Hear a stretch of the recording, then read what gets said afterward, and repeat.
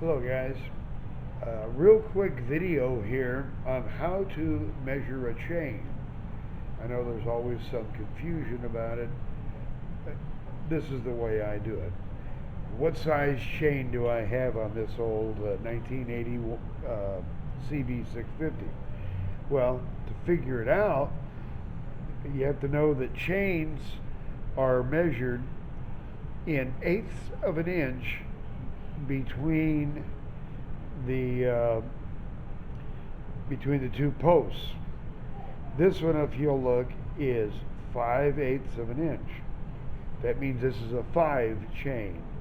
So what do we know more about 5? Well, you've heard of 620, 520, 530. What size is it? This one is the first number is a 5. It's always the distance between the two pins on one link. And then to measure the width, to find out the other number, that is eighths of an inch across. Let me pause this for a second and give you an example here. All right, and the second dimension is how wide it is. If you look at this chain, you can see that it is 2/8 of an inch, or 1/4 of an inch. That means this is a 20. So with the 5/8 between links, that makes it a 5, and this between the roller here makes it a 2.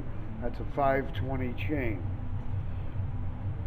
And I suggest if you're going to replace the chain on a motorcycle, that you take and buy a 120 link chain. That way you're going to have to cut it anyway, and that way you'll get it the most economical. Another thing about these old chains, I see no reason to spend extra for an X-ring or an O-ring chain.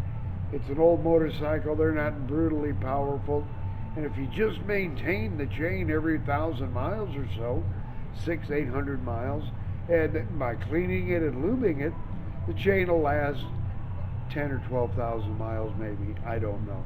Depends on how you ride, but take it for what it's worth. I never replace one of these old motorcycle chains with an O-ring chain unless it came with one, and that would put it later model than normally what I buy.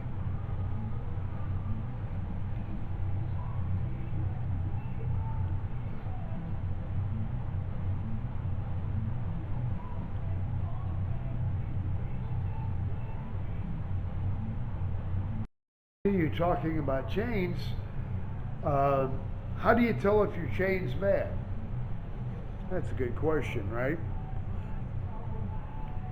The simplest way is to just grab it at the back of the sprocket and try to pull it out. This one's not moving at all. It's like new, or it's really dirty.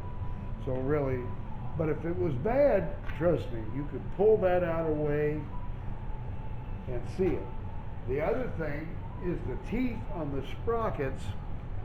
Let me see if I can get in close to that.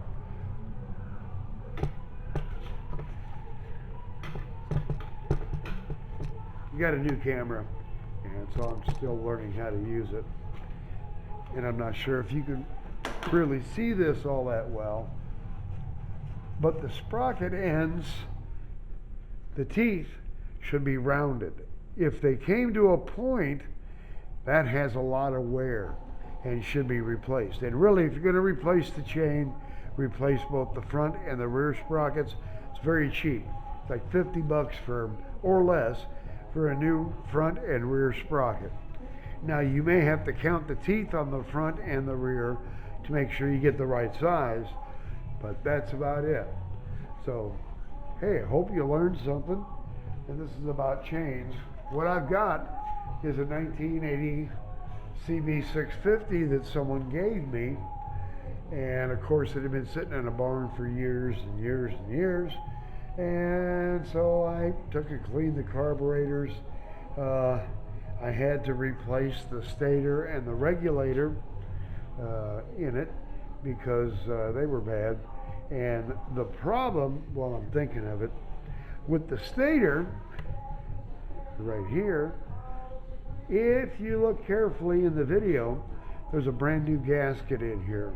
I had to replace the stator. Now you're talking big bucks, and the regulator, both, because whoever worked on this before did not put that gasket back in there.